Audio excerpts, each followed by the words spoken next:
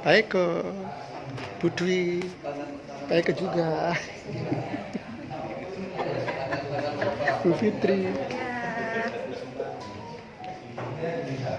Bila mulainya? Pak Yusman, SMP Negeri 2, Pemangkat. Awal saya ngelamar jadi guru ke SMP 2 Pemangkat, tapi ditolak. Guru honor.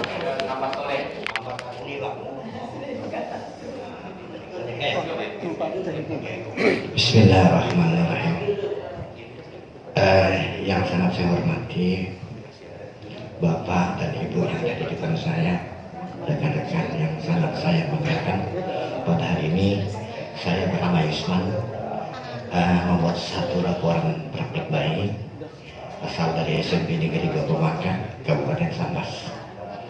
Bapak-bapak, ibu-ibu sekalian, ada beberapa hal mengenai pandemi ini sehingga mau tidak mau kita terpaksa harus membuat satu penyederhanaan, membuat satu perubahan, karena ini adalah sesuai dengan tuntutan zamannya, yaitu zaman pandemi COVID-19. Dan mudah-mudahan masa-masa ini akan cepat berakhir. Amin. Adapun kondisi yang tidak saya paparkan Pak, karena ini saya ingin bercerita. Sebenarnya saya tidak tahu Pak apa arti bed prestis. Benar, saya tidak tahu apa artinya bed prestis. Macam apa itu sudah tidak tahu. Lalu kebetulan itu saya mengikuti pendampingan aktif Pak. Pendampingan 1, 2, 3, pokoknya apa yang dilakukan oleh tim. Insyaallah saya selalu aktif dari awal hingga akhir. Jadi setelah itu baru saya tahu apa yang dinamakan bed prestis. Berarti menceritakan, berkisah. Saya Bu ingin berkisah apa adanya. Kurang ya kurang, lebih ya lebih. Bapak Ibu sekalian yang sangat saya cintai, ini ada beberapa hal yang saya garis bawahi. Ini saya langsung saja, saya tidak berteori karena Bapak Ibu sekalian sudah paham semuanya tentang peraturan-peraturan, surat edaran dan sebagainya mengenai COVID-19 ini. Dan kabar barunya pada bulan Januari 2021 nanti kita sudah aktif sekolah. Ini informasi terbaru.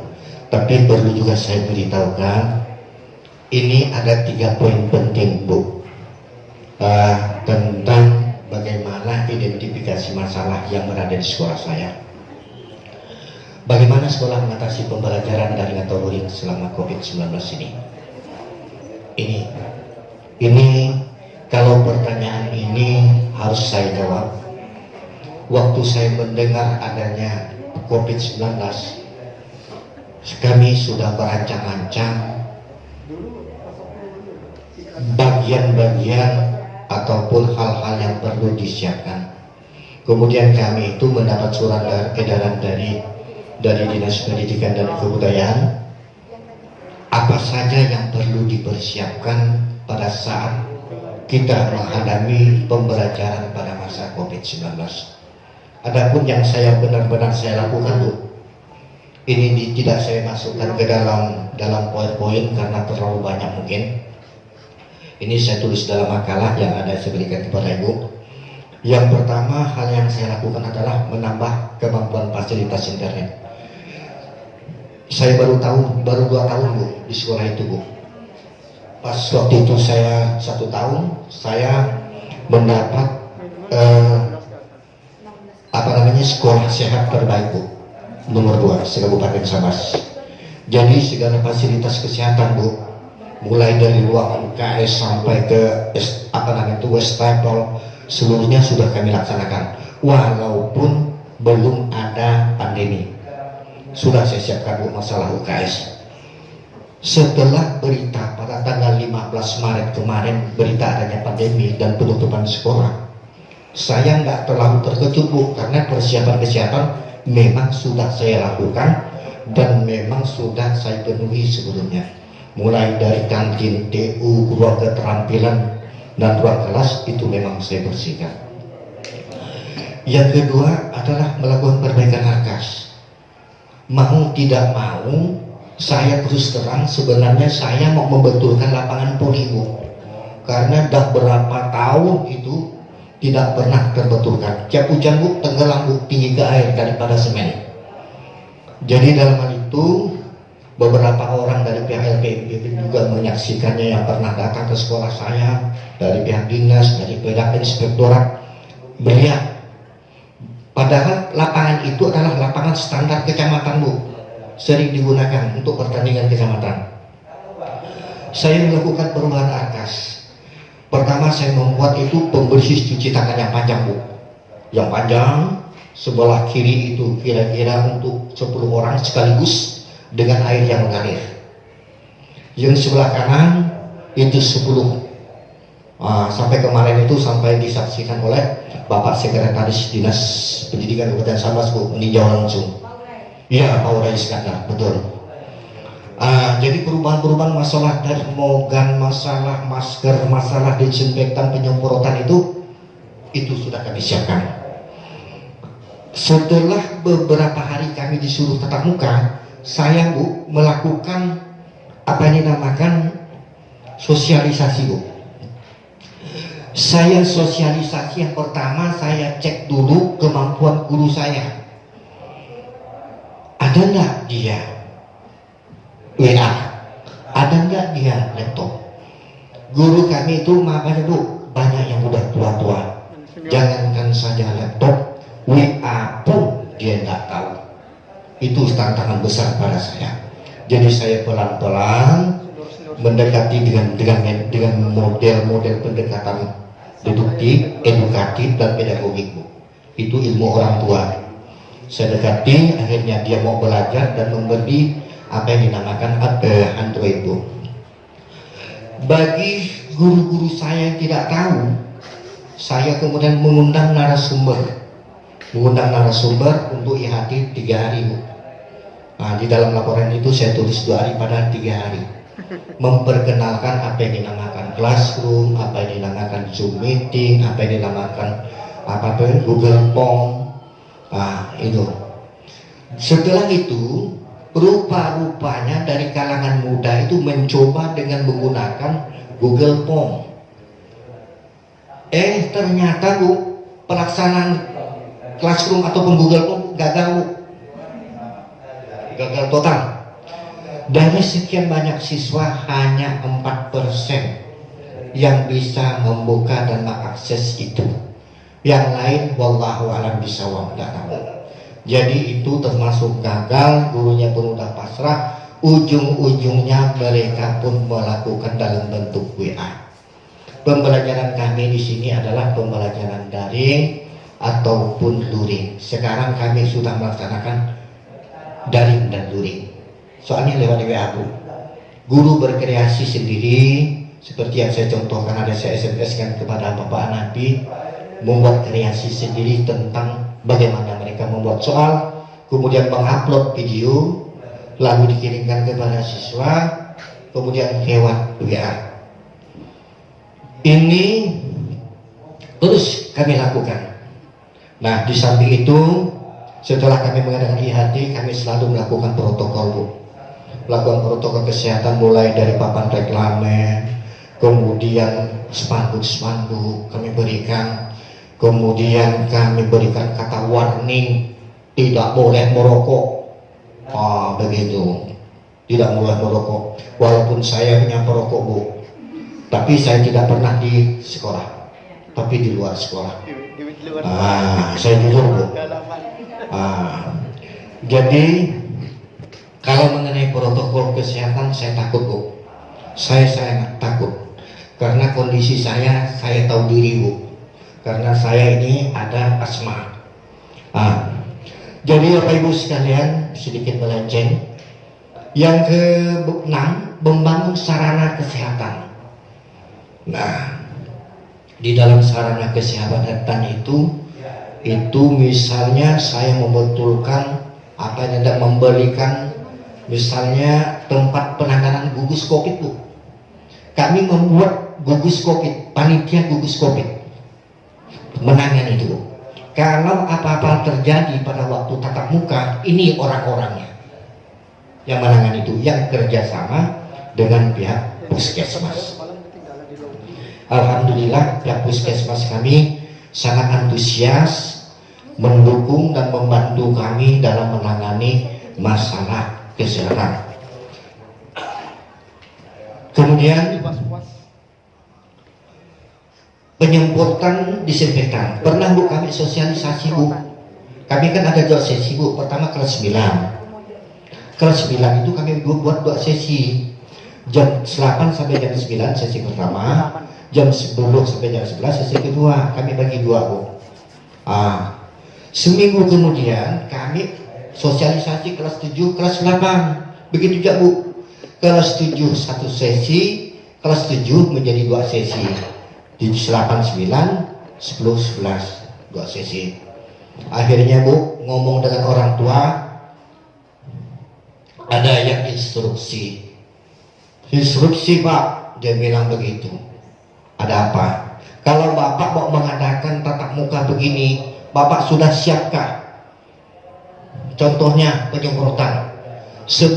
Padahal sebelum dia ngomong begitu Bu, 1 hari ponteng saya mengadakan pembersihan dan penyemprotan. Sudah saya katakan, saya paling takut tentang kesehatan. Intinya begitu. Ya, karena keluarga saya adalah keluarga banyak orang rumah sakit Pak. Makanya kemarin saya terjadi begitu, keponakan saya banyak yang nelpon saya. Bapak-bapak, ibu-ibu yang saya muliakan, rekan-rekan seperjuangan yang sangat dicintai, semoga Allah selalu memberkahi kita semuanya. Yang termasuk Bapak ini, Ibu, saya tidak mengharapkan apa-apa, saya ingin bercerita saja. Masalah kalah menang nilai berapa saya tidak peduli, yang penting saya ingin bercerita saja apa adanya. Yang kemudian, bagaimana cara pendidik menangani peserta didik melakukan BDR? Kalau bertanya tentang cara, ini mau tidak mau guru itu harus tahu ID, harus tahu RPP, kemudian harus tahu bagaimana memaparkan, bagaimana menjelaskan kepada orang murid. Soalnya intinya begini Bu, murid jangan merasa terpaksa, murid jangan merasa terbebani, murid jangan merasa stres. Kita tidak mengejar target, kita tidak mengejar apa yang dinamakan kepastian. Ini harus ini, tidak. Yang penting dalam kondisi ini, saya minta kepada Dewan Guru, kalau memberikan pertanyaan itu janganlah yang berat-berat, memberikan tugas janganlah yang berat-berat. Ini saya minta kepada guru-guru saya, supaya murid tidak susah, orang tua tidak susah, karena kondisi kami itu berbeda-beda Bu. Mayoritas penduduknya di sini itu tidak memiliki pendidikan Pak. Di bawah SMP, taman SD banyaknya Bu. Di sana itu pegawai negeri cuma beberapa ratus saja. Semuanya itu banyak, selain dari itu banyak yang kuranglah pendidikannya. Makanya kota kami itu termasuk kota keras Bu. Jadi keras.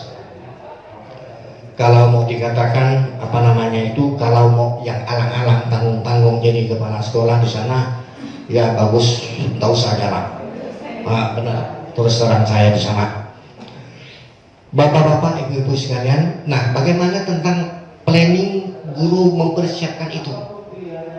Guru mempersiapkan itu, dia mempersiapkan RPP. Saya beri contoh, ada kebetulan saya diberi pengawas. Ini contoh dalam masa pandemi RPP-nya.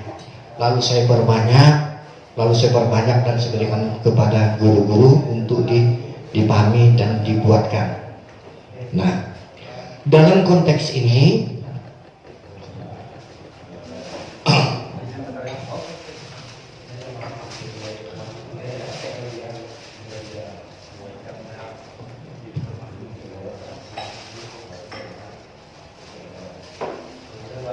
lanjut Bu. Nah, dalam konteks ini kita langsung pada bagaimana cara pendidik melakukan penilaian di saat pandemi.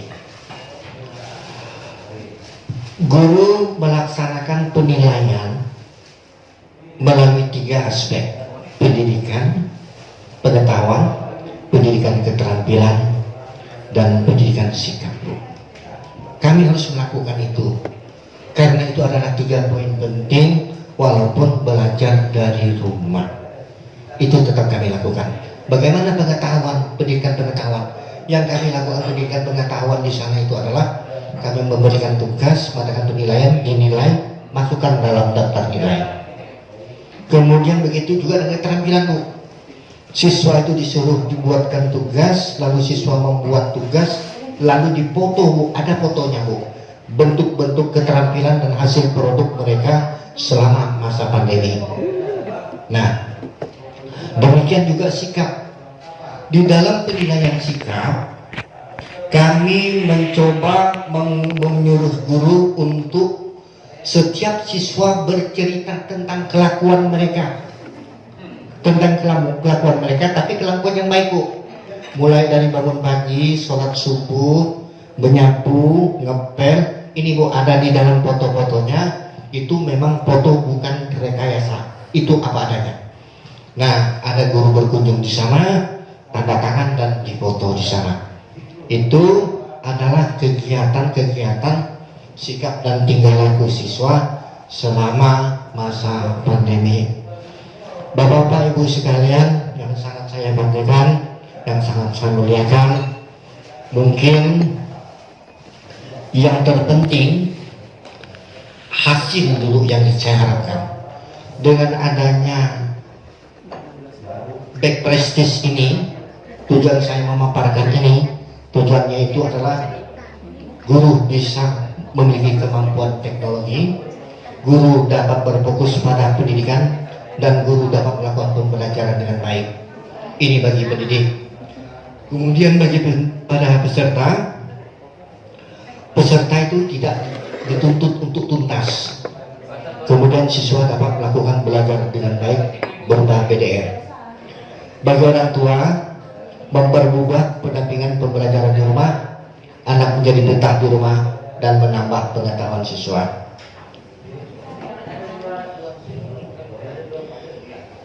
Itulah yang dapat saya paparkan. Pelaksanaan dan hasil penyelesaian tadi sudah saya jelaskan. Itu adalah poin-poin saya menjelaskan sekolah mengatasi pembelajaran luring dan selama COVID. Karena selama ini waktu terjadinya kita luring dan daring, kita direpotkan dengan pertanyaan, apa itu luring, apa itu daring, apakah itu WA termasuk daring atau luring. Itu sering terjadi. Maka itu saya pada saat itu waktu sosialisasi kepada guru, saya menjelaskan itu semuanya. Demikian yang dapat saya sampaikan, Pak. Mudah-mudahan pada hari ini, hari Sabtu, kita selalu sehat, tetap sehat. Amin. Mudah-mudahan kita selalu diberkahi oleh Allah Subhanahu wa taala. Amin ya rabbal alamin. Demikian, Bu.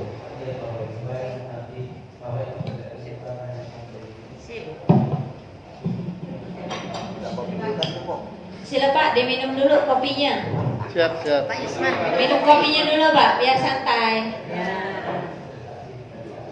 Terakhir 16 menit. Hari terakhir itu hari hiburan Bapak Ibu. Oh iya. Nah, jadi jangan stres-stres, santai. Bonus ya. Nah Pak, kopi udah diminum. Soalnya bapaknya penggemar kopi ya. Kemarin Sakit-sakit minum masuk kopi yang disebutkan saya. Iya. Sakit-sakit mau kopi panas, Bu. Mana kopi? Mana kopi? Bentar Pak ya, tanda tangan loh Pak.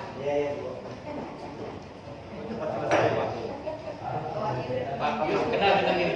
Mandan. Mandan Pak Wahyu. Oh, berarti masih bagus. Disumitin orang ini yang paling ganteng. Wah, tuh, Pak, saya ganti kok, Pak. Ini lebih kurang sekarang. Sambat. Terima kasih pujian, Pak. Pak, sambat pada pujian. Sudah amplop, ya.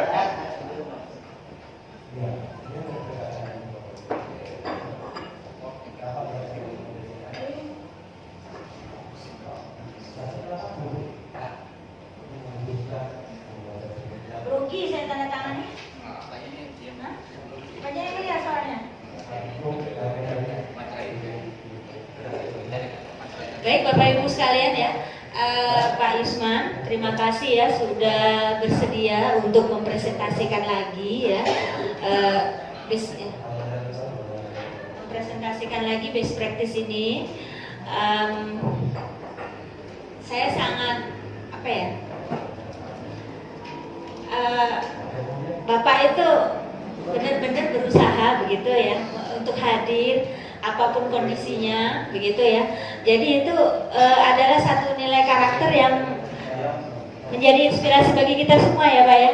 Bagaimana kita serius ya di dalam aktivitas kita, amanah kita begitu ya Pak ya.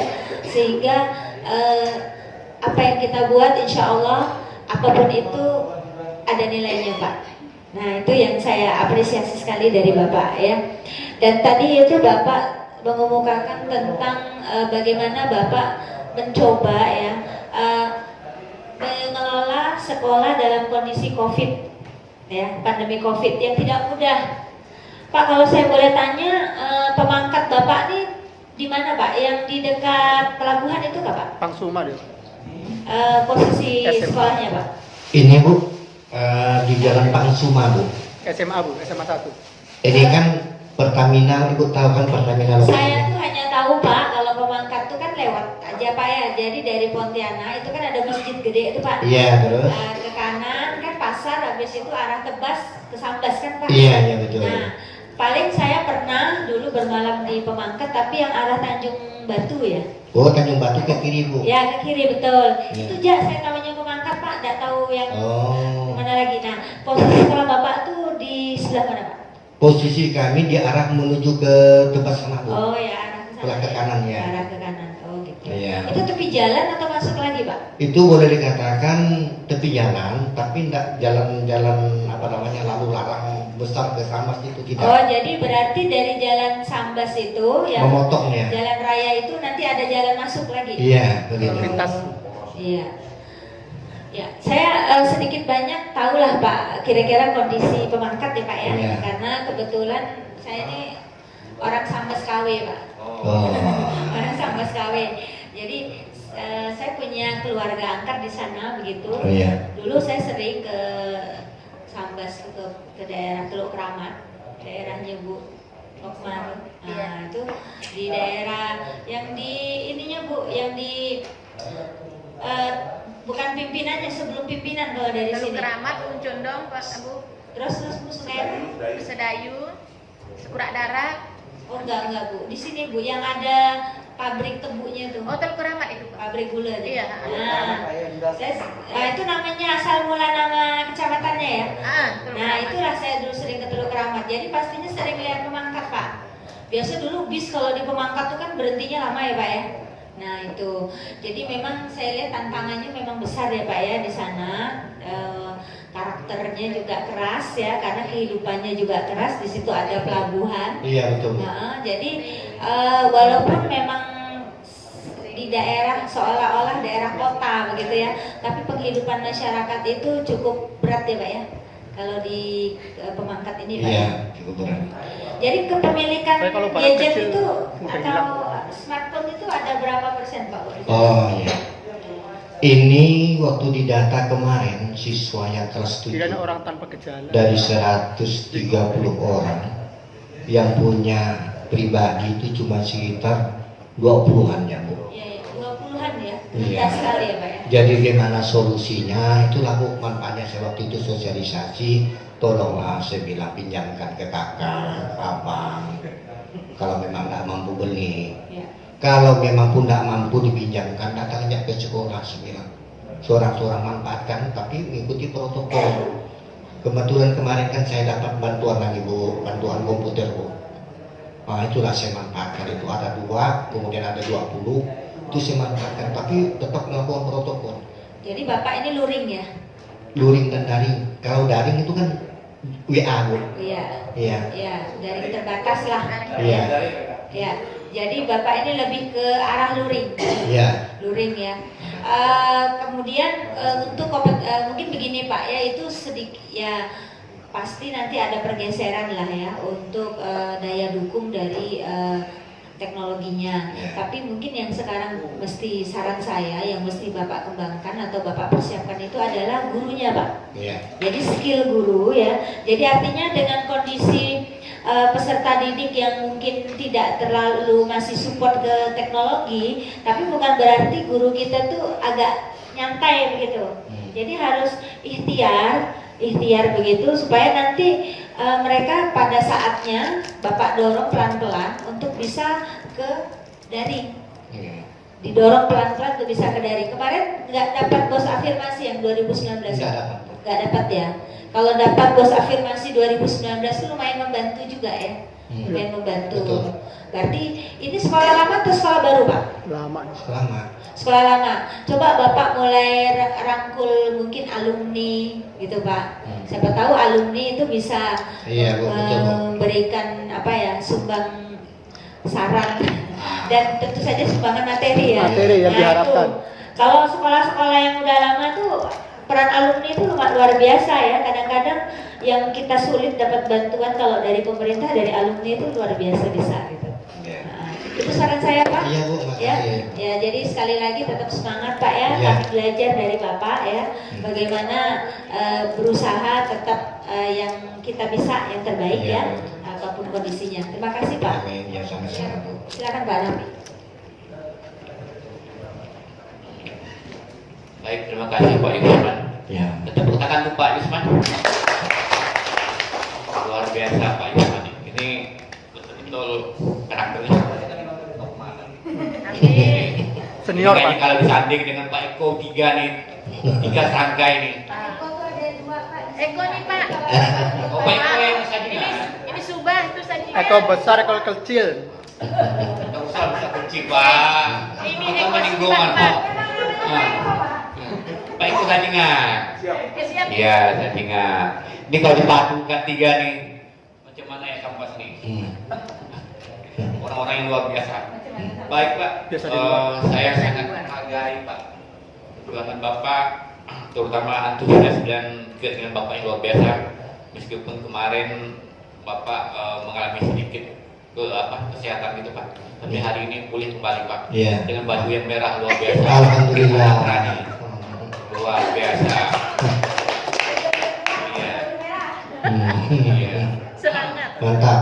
Semoga apa yang diinginkan Bapak sukses terus, lancar terus Pak ya. Amin. Saya tidak akan mengkritisi apa Ya. ini mudah usaha Bapak. Ya. Kalau saya mengkritisi, saya juga belum bisa mampu berbuat seperti Bapak. Hmm. Kalau saya ngomong di sana, tak ada orang dengar. Nah, gitu. Tapi cuma saya memotivasi Bapak, teruskanlah perjuangan Bapak. Iya, Bu. Nah, carilah yang terbaik, cari solusi yang betul-betul sesuai dengan kondisi di sekolah Bapak. Siap, Pak. Iya, barangkali itu dulu dari saya Indah.